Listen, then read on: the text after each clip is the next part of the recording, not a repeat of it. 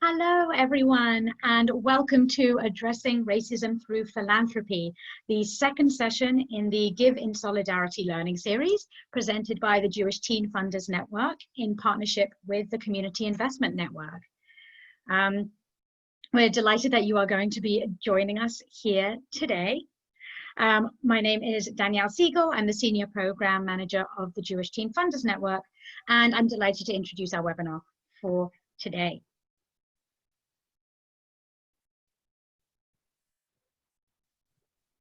So a little bit more about the people involved today. So we are the Jewish Teen Funders Network. This program is in partnership with the Community Investment Network.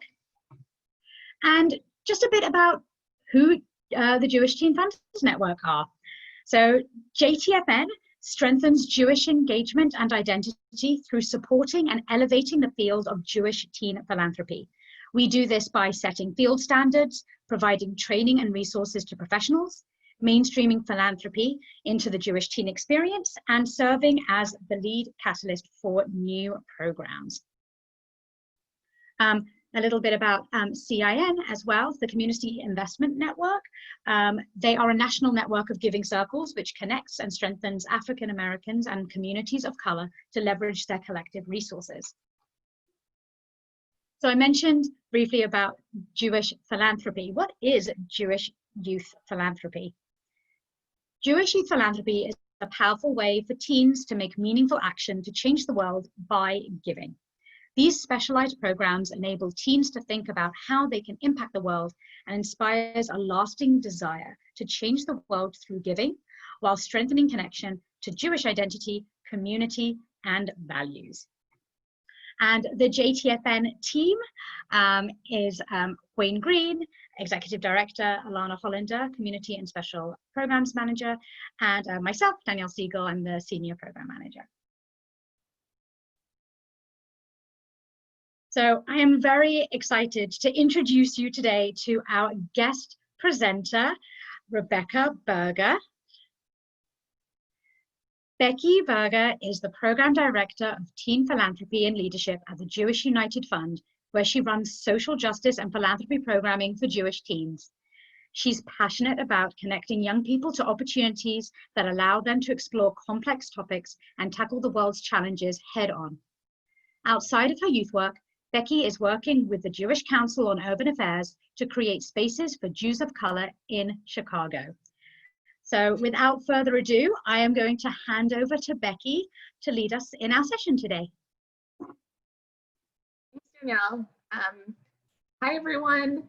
I will start up top by saying I have never presented in this mode before. And for many of you who I assume are teen educators who have been spending a lot of time on Zoom, and get to see everybody's faces, it's very strange to just trust that you're all there and not see you. I wish that we were doing this in person, and just want to name up top that it is wonderful to be here and sort of weird to not see all of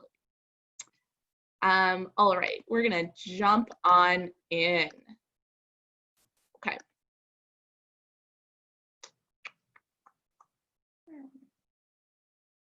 All right.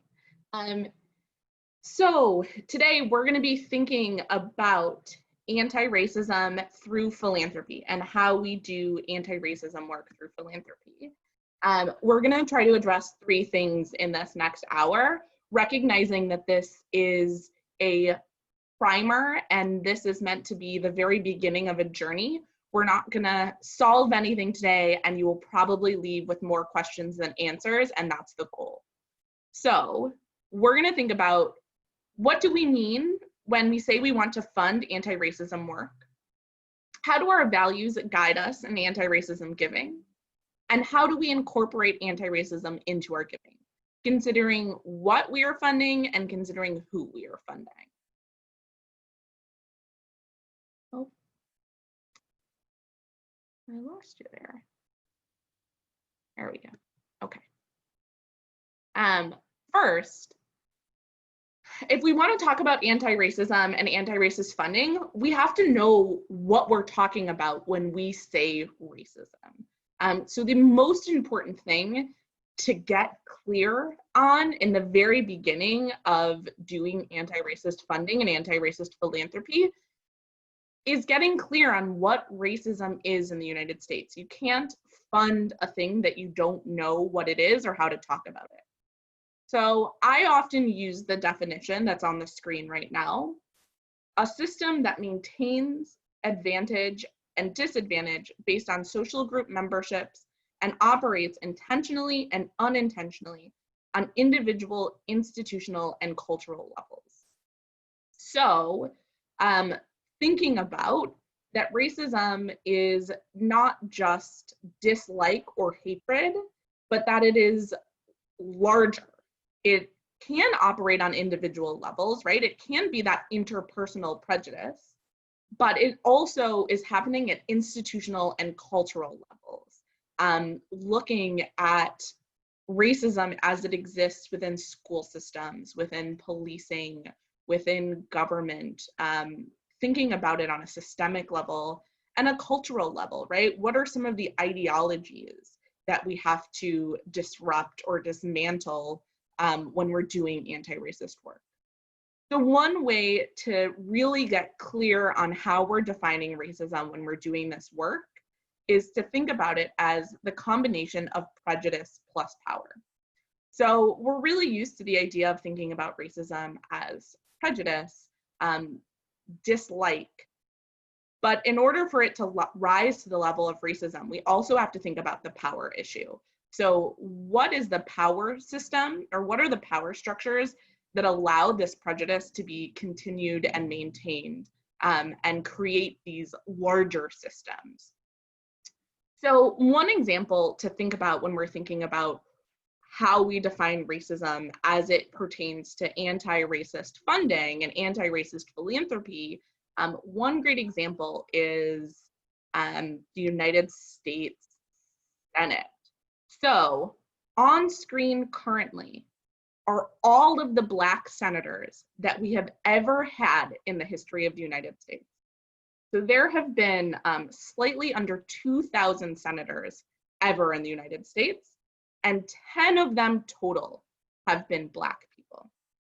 So when we talk about why this is racist, right, it's that the Senate is a major power structure within the United States. And this example is that Black people are being kept from that power structure. If you think about the fact that of these 10 people, 3 of them are from Illinois and 2 of them are from Massachusetts. So only 6 states have ever had a Black senator in the history of this country. That's the sort of thing that we have to get clear about when we're talking about anti-racism and anti-racism funding, is that we're not just talking about interpersonal relationships, we're talking about systems and structures.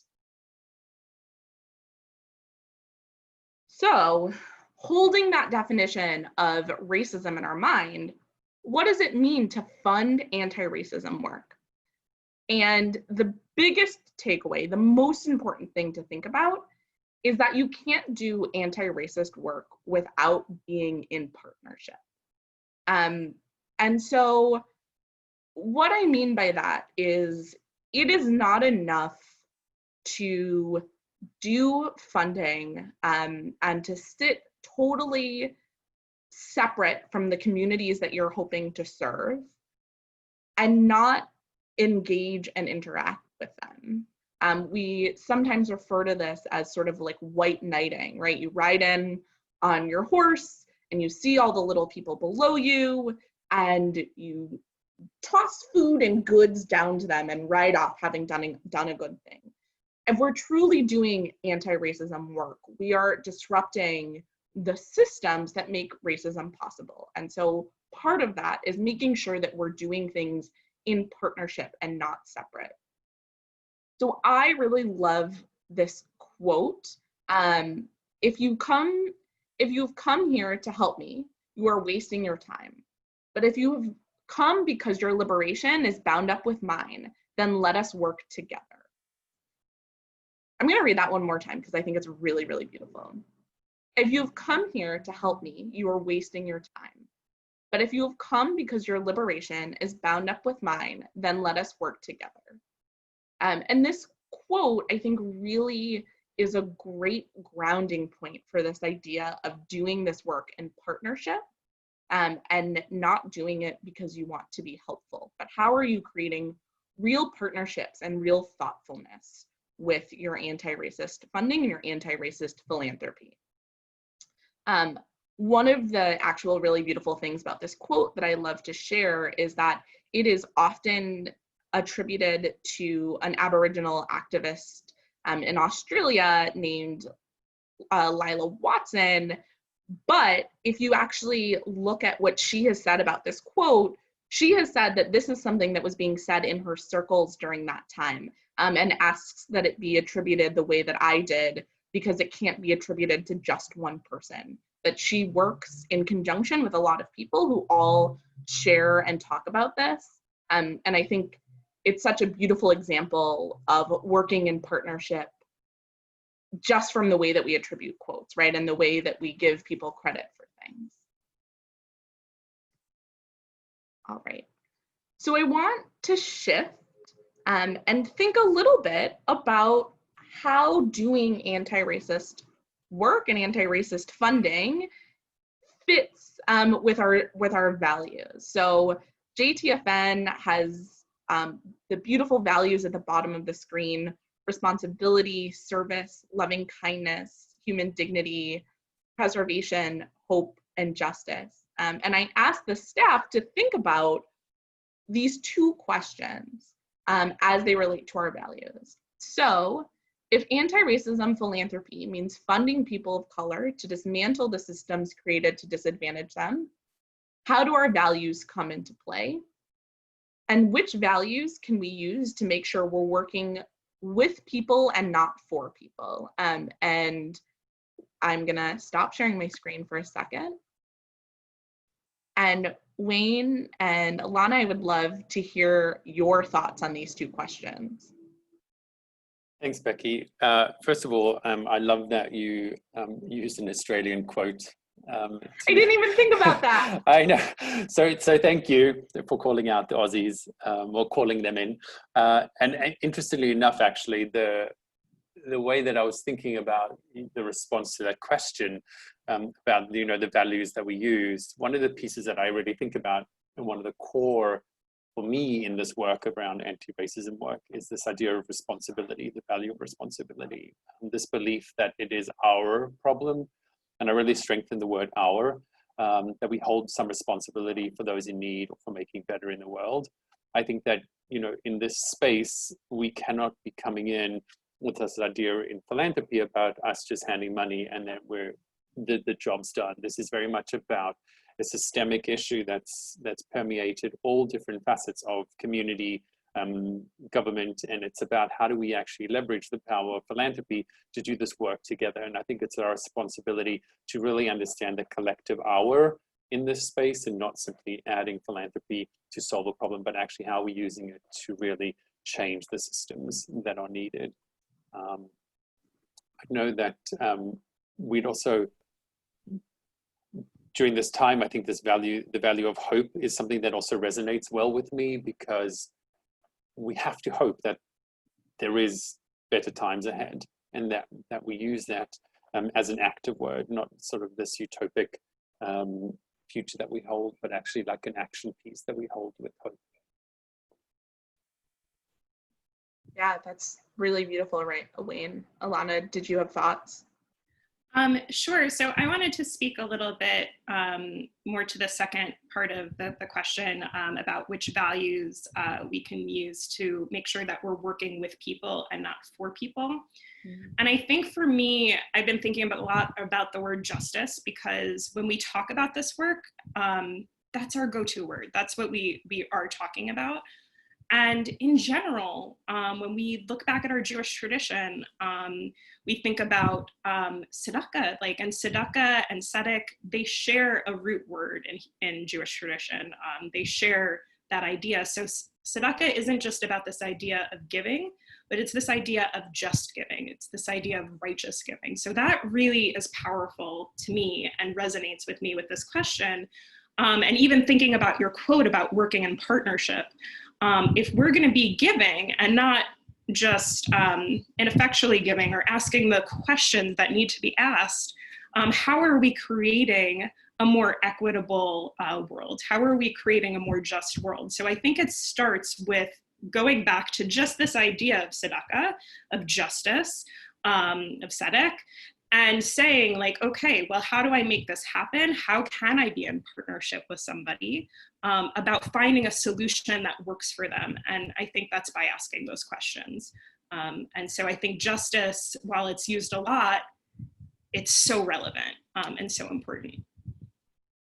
Yeah, and really sort of getting at the heart of hopefully what we're trying to do. If we're defining racism as structures and systems and not just interpersonal interactions, then the heart of doing this work with other people is justice work and is doing this work in relationship. I am going to put the questions back on the screen for just a moment, and I would love if other people have thoughts in the chat. I would love to lift some of those up. So I'm going to share my screen again with those questions. Becky, one of the things that I just wanted to add whilst you put that back up, and for others to add notes in the chat box, one of the things that I think is really powerful in teen philanthropy programs is that we do actually really encourage teens to think about one or two values and really guide their giving. Even though every single one of those 7 core values of a philanthropy program can be applied to this work, it's really important, I think, for you to ask us that question, for us to really think about bringing it down so that we can actually really focus more about how that value really guides us in this work. So I think it's appreciated that that's a piece that you've kind of brought into this space now. Thanks. Yeah, we, in the philanthropy program that I run in Chicago, we're definitely asking these questions and asking our teens to pick a value or two, but have these conversations right at the beginning as how do the values that we're choosing relate to our work? For me, the value of human dignity is really, really central to this. So for me, so much of doing this work in partnership with people and not for people is getting really clear on human dignity, and getting really clear on the idea that we are doing this work person to person, and that we are doing this work, as we say, to see ourselves to see everyone created in God's image. And so to me, a really big value that centers my work and centers my anti-racism thinking is the idea of human dignity.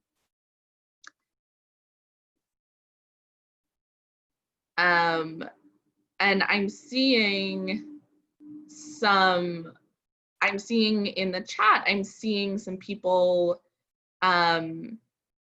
saying all of the values. I'm seeing kavod, like I said, human dignity. I'm thinking, I'm really encouraging people to sort of think about this, and I think that this is a great place to start of articulating for yourself at some point, if you're doing anti-racism work and anti-racism funding, how are you really making sure that you're sitting in your values? Let's see. I'm seeing responsibility. I'm seeing preservation. So I'm seeing a lot of great people making really great connections. Okay, we're gonna keep going and dig in a little bit to that question of what are we funding? So Actually, I think we're gonna dive into the question. I'm gonna ask Alana or Danielle or Wayne to see if questions do pop up in the chat that I might want to answer at the end, just to be able to bring those back. I am gonna ask that we just answer all questions at the end, and so if folks have them, please ask them. And I will do my best to save some time so we can get to those questions at the end. Okay, so when we think about what are we funding, right? So we've talked a little bit about like what does it mean to do anti-racist philanthropy work and anti-racist funding, and what are our values? How are we centering in them? But there's still the question of like, what are we funding and who are we funding? And so I think that the question of what are we funding can be broken down into sort of 4 guiding pieces that can help us start this conversation. So when we think about what we're funding, we want to first start with being explicit about our funding and anti-racist work. And I'll go through and we're going to talk about each of these separately, but we want to be explicit about funding anti-racist work. We want to be generous with our evaluations of the window dressings. We want to be ready to look at long-term solutions and immediate needs. And we want to be open to advocacy and community organizing as things that we fund. So the first idea, being explicit about funding an anti-racist work. So do your homework. When I started, the very first thing that I did when we started the session is I defined what I was talking about for you, right? And the reason I can do that is because I've done learning. I understand what I'm talking about. I've done reading, I've done research. I am ready to talk about these things and ready to think about anti-racist funding because I've done the homework. And so really the first place to start is like, what are you learning and what are you reading? You also want to define terms internally before using them externally. So similarly, I defined what I was talking about when I said racism, and I defined what I was talking about when I said anti-racist funding. And you want to get clear internally so that when people have questions about what you mean, you aren't caught off guard because you're using words or terms that you don't know. So for example, I actually got a request just yesterday where someone said that they were looking for mentors to mentor diverse students. And I emailed and I was like, well, what do you mean by diversity? And 2 people from the organization responded relatively quickly with 2 different definitions of how they were defining diversity. And so you can imagine from someone who is looking to volunteer or from someone who is looking to apply for funding, if you aren't clear on the terms that you're using, that can be a really big barrier to people being able to apply for your funding, right? So getting really clear on terms internally before you use them externally can also really save you some embarrassment, right? You don't want to use a term incorrectly and be seen as folks who haven't done their homework, right? Who don't know what they're talking about because you haven't spent the time working internally before you're putting things out externally. And the other thing is be clear in the language you use in your RFPs. So if you are trying to fund anti-racist work and you are only using the term equity or you're only using the term diversity, you can be misleading to the folks that you're trying to fund.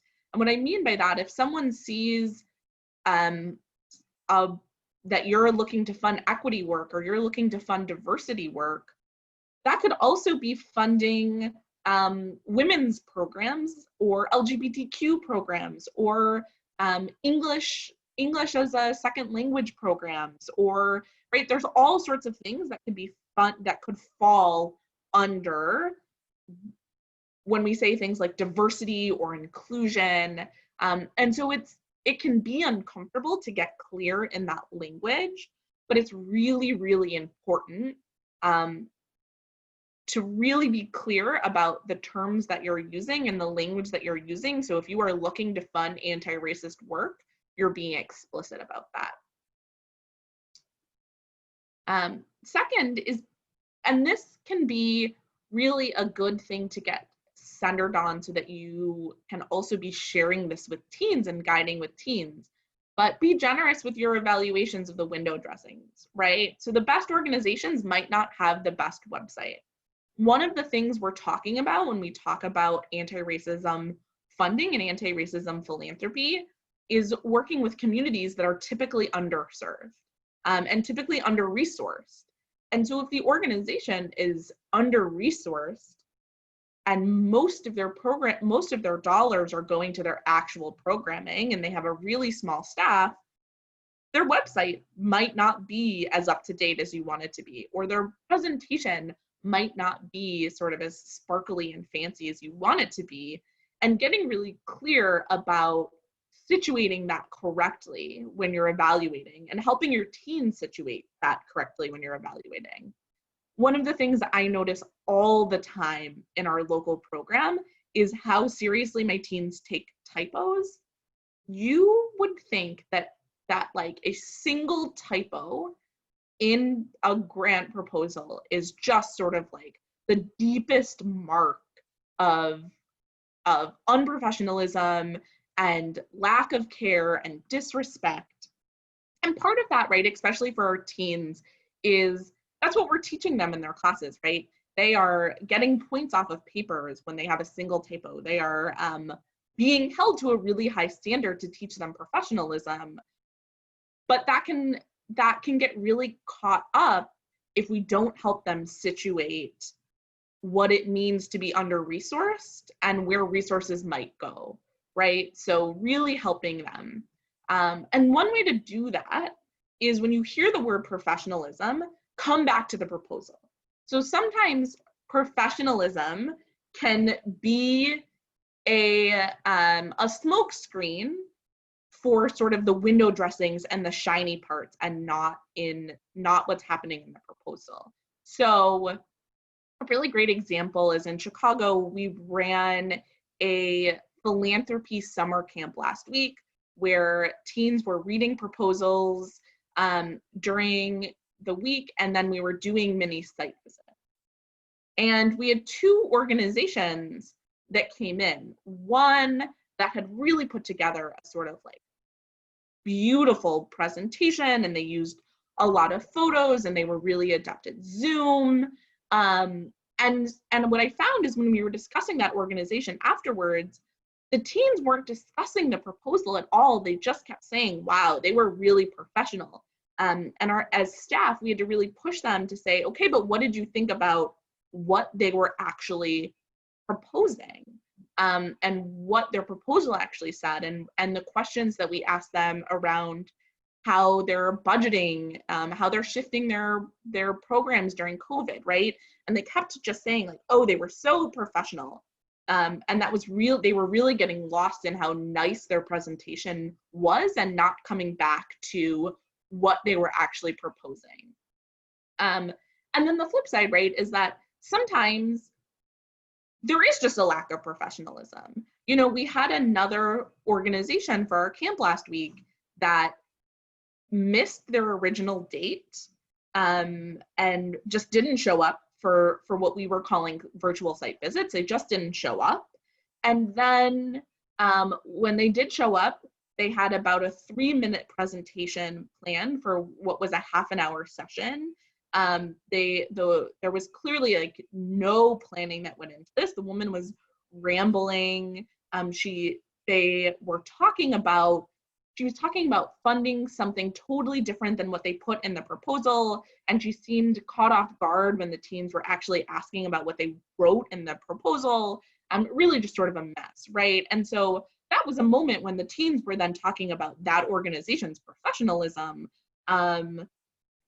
We could tie that conversation to the ways that they were worried about if this organization was capable of doing the programming they said that they were doing, right? So it's not to say that you can never talk about professionalism, but really starting to get clear on what teens mean when they say that, and not letting shininess get in the way of talking about actual proposals. And then the other piece is like, think about capacity building, right? So if you are looking at an organization that clearly is really trying to do some amazing work and doesn't have the best website, or is clearly understaffed, this is a moment to talk to your teens about what it means to fund capacity building. What does it mean to fund an organization that your funds are going to overhead, your funds are going to staffing, your funds are going to website development, right? Those are things that our teens might not immediately be really excited to fund, but it's a great lens into how this work is being done and how we can actually work with other people and support other people, is thinking about like capacity building and how we do capacity building. So next is being ready to look at long-term solutions and immediate need. So off the top, right, buzzwords.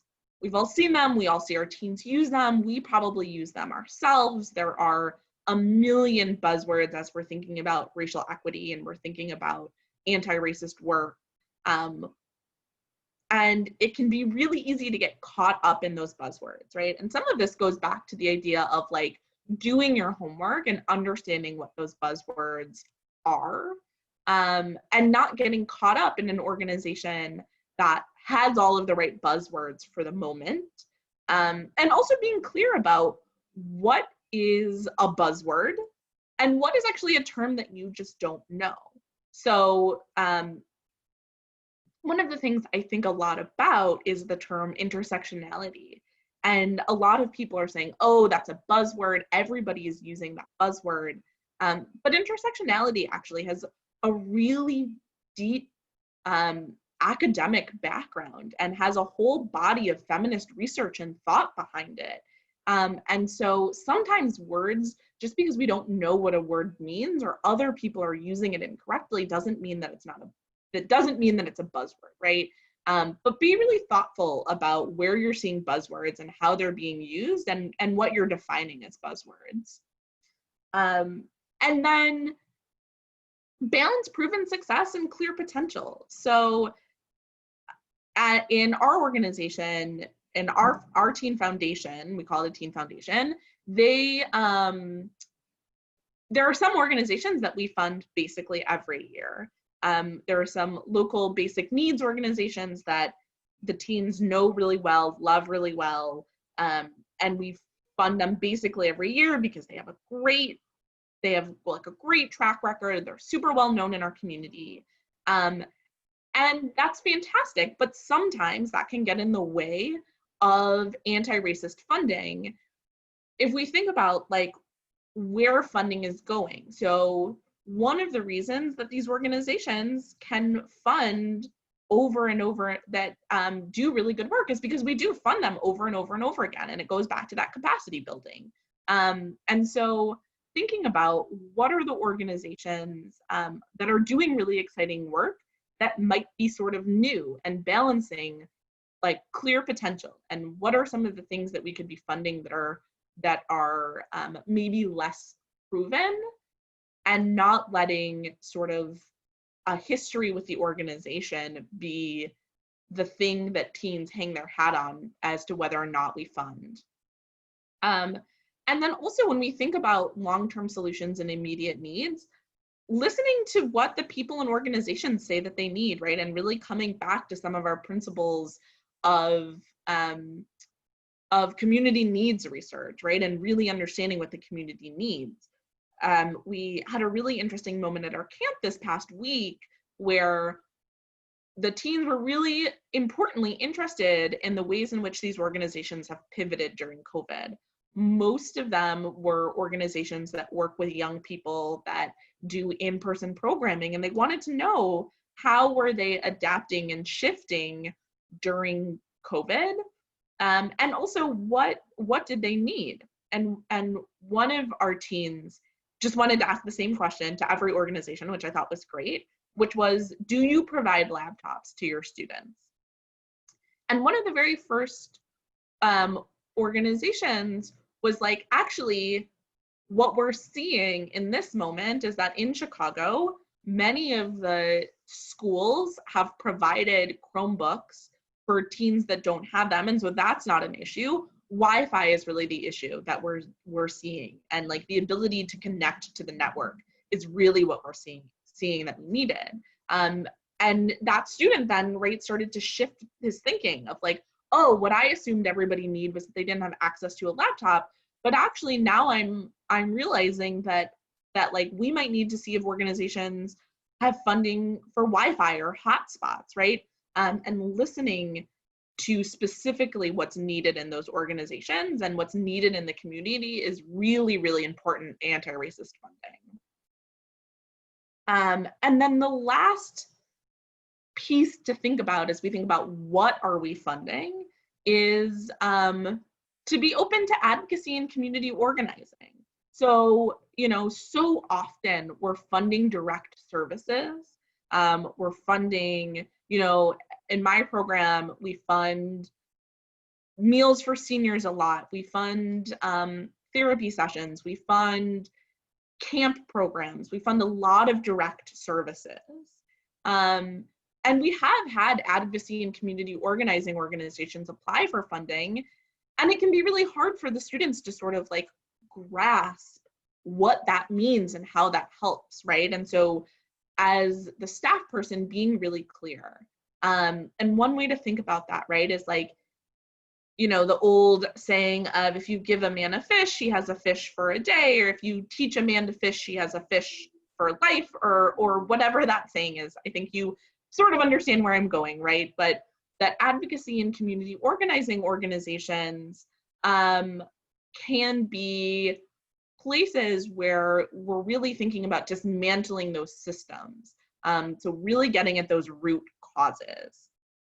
And also being clear at how systemic change is made, recognizing that systems change often through laws, through advocacy, through protest, through organizing, and some of the things that we want to disrupt, some of these these racist systems we want to disrupt, aren't going to come from providing meals or making sure that people have, that homeless shelters are funded. All of those things are addressing sort of the immediate needs, but that advocacy and community organizing can really, we really need to get clear on that systemic change piece and how it's made.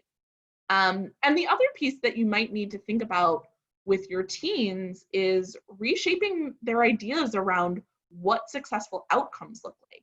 So when you're doing direct service-based work and you're funding direct service-based work, the outcomes can be really clean, right?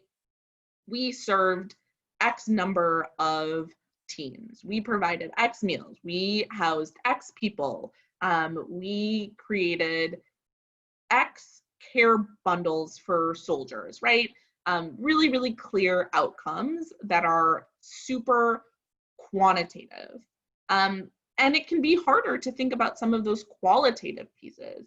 So if you're funding an organization that is working on education advocacy and how to make sure that everybody has fair access to schooling, you're probably not going to have a really clean quantitative outcome. You're probably not going to be able to say like X number of students received education because of our work, right? And so really reshaping your ideas around outcomes and how you're talking about outcomes.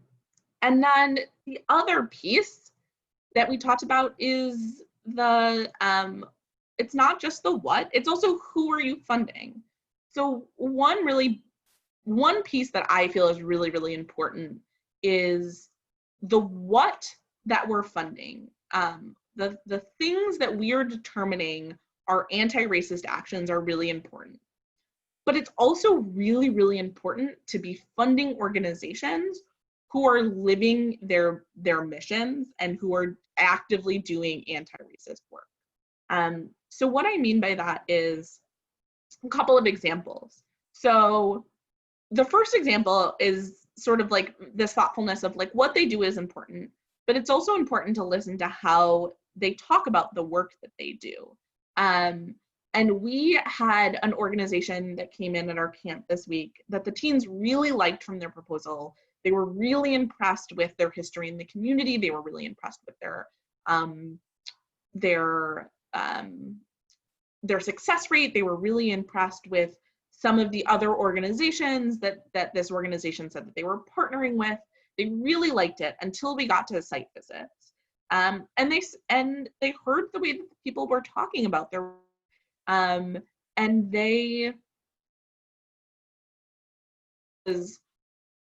it was our duty to come into this neighborhood and fix it, and it was my responsibility to really shape up this neighborhood and to really get these kids into shape. And the teens noted almost immediately that they didn't feel like these organizations were working in partnership with the community, and maybe that they were doing a lot of really great work, but that they were doing it from a lens of, as a predominantly white organization, what they thought this predominantly Black organization needed. And as the teens did a little bit more research into this organization, they started to find that this was actually a larger critique that people besides them had made of this organization. And they really wanted to fund organizations that were working in partnership with the community. And so while they were really, really impressed with the nuts and bolts of their proposal, when they started to listen to how they were talking about their work, and coming back to that principle of doing this work in relationship with people and not for people, they ultimately decided not to fund them. And the other example is, can you see how they're practicing racial equity inside their organization? So, there are lots of questions that you can be asking of an organization that says they're doing anti-racist work. What does their staff makeup look like? What does their senior staff makeup look like? What does their board makeup look like? Do they have a diversity statement? Do they have an anti-racism statement? What do their program participants are saying? One big thing that's happening in the nonprofit field in Chicago is in this moment, lots of folks who benefit from programs are coming out and saying, like, actually the staff was to deal with was actually really racist, and yeah, I ultimately got the services or whatever, but it was really dehumanizing, or they really made poor choices or made us feel bad, right? There's like a lot of spaces where we're starting to see that organizations that are doing really good work aren't doing that same work inside their organizations.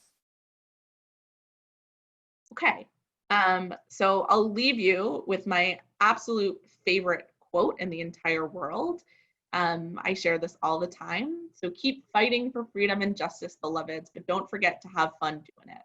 At the end of the day, this really should be about joy. And anti-racist funding is so important to do this work and to do it well, but we shouldn't lose sight of the joy that comes out of being in community and doing this work together and in partnership. All right, we'll take some questions. Becky, thank you so very much. It has been amazing to hear and to listen and learn about the different ways that we can improve our work when working with teens and how to really do this work that really gets to the heart of how we can actually make effective change, not just for now, but really into the future. I have a couple of questions that came through the chat box, but one of the pieces that I would love you to just mention about, and we had a discussion with you yesterday, was just you talked about some accessibility around how you think about presenting information in the slides. And I would love for you just to make a note of that, because we have a lot of educators that are watching this, and I would love for you just to kind of just tell us a little bit about that, because I thought it was really powerful to hear yesterday in the preparation. Yeah. Oh, I totally forgot that I was going to share a little bit of that. Let me share my screen again so I can show you a little bit sort of that like behind the magic. So I was really lucky to have a fantastic student the last couple of years who is legally blind. And as you can imagine, being in our philanthropy program and being really legally blind really pushed me, having a student who was legally blind really pushed me to figure out how do we accommodate that teen in this space, and how do we make changes that fit her needs without making her feel othered. And one of the things I learned a lot was like about how to present. So one of the things for her is that she's legally blind, but she is like, she can see. And so one of the things that she needs is font that is at least 40 points. So I try to do almost all of my PowerPoints now, I try to do between 30 and 40 point font. I think this is a 36 point font, and she says 30 to 40, and we found that 36 works well, right? So really thinking about when I design a slide, keeping things big, keeping things to the extent that you can do black and white can also be really helpful for folks that have color blindness issues, and also folks that have other vision impairments. Is black and white is really the way to go. It is the clearest to be able to see. And so sometimes a really beautifully designed PowerPoint can be really difficult for folks vision-wise. And then the other thing, sorry, I'm like flipping through these really quickly, is image descriptions. So a lot of times what I'll do for this teen is I'll send her PowerPoints or things for her to go through first. She uses a screen reader, so she has it's software that reads everything to her, but not everything can actually be read by a screen reader. So what would happen on a slide like this is that she would be able to get the text, but the image, the screen reader will just say image present or something like that. So if there wasn't this written image description underneath, she wouldn't be able to know what was actually on the slide. So whenever I put images in, putting a brief image description so that they're not missing out on that piece of the content. And when I'm really doing a good job, and I realized I didn't do it at all today, because I am still learning and still really trying to up my game on this, is also verbally, if you're presenting, saying those things out loud. So really best practice would have been when I was on this slide to say, we have a picture on this slide that is 5 cartoon hands in a circle, just to give someone who is listening who might be vision impaired, especially in a situation like this, the ability to hear that image. So some hot tips. Thank you. You said something that I just wrote down, this piece that you said, not making someone feel othered.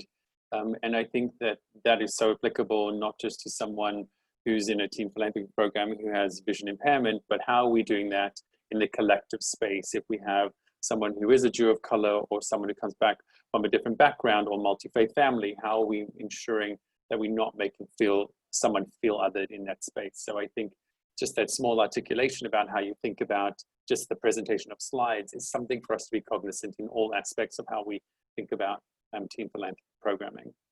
I've got another question for you, which might be our last one because I'm cognizant of time. Sure. One of the things that you mentioned was about capacity building. And the question that we had was, how do we make this better understood in the space of anti-racism when general operating costs are not an attractive expense that teens often want to fund?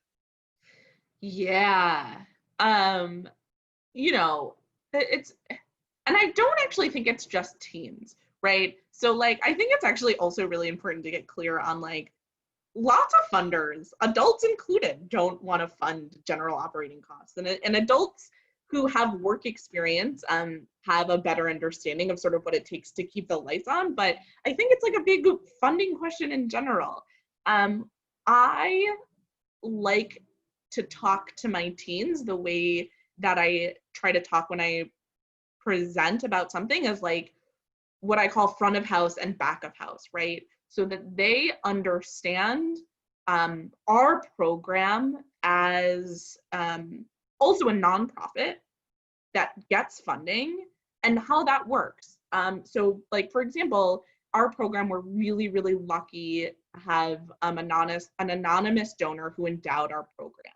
And so we get to start our teens with $25,000 every year for their grant making pool that was given to us by an anonymous donor.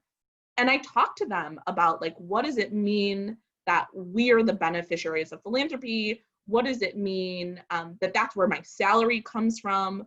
What does it mean? Like, how important is it that some of the money we get from this endowment goes to like making the copies of the proposals and buying them snacks? And like, one way to do it is to help them understand the overhead costs that they're benefiting from as a part of your program, and really helping them sort of like understand what overhead costs mean, and the ways in which they benefit from overhead costs, if it's in your program, if it's in your school, and like talking them through it before you see it on a proposal. Because I think the before piece is the other really important piece, so that it doesn't feel like you're trying to justify something to them, but instead you're helping them better understand the landscape, right? So having that capacity building conversation before you have a capacity building grant in front of you, so teens aren't thinking like, well, why is this adult explaining this thing to me now retroactively? Like they're trying to sway my decision in some way. Instead, bring it up proactively as a way to help them better understand the funding landscape. Great, thank you. Yeah, I mean, I think the issue about capacity building and general operating costs are so crucial for organizations to be sustainable and for them to be able to do the work. And I noticed that our partners from CIN really highlighted that it is about us being able to do that work, and that core operating costs are essential to be able to do that work. Becky, I will say thank you, but I'm going to invite Danielle to close up today. But on behalf of everybody, and unfortunately we haven't been able to get to all the questions, but we will certainly have an opportunity to share out your email. And if anyone has any other questions, they'll be able to reach you or us here at JTFN. Wonderful. Thank you so much. Becky, huge thank you to you for taking us through what was a really informative and important session. So really thank you for spending the time today. And thank you everyone for coming and joining and learning with us today. Just a couple of announcements before we say goodbye.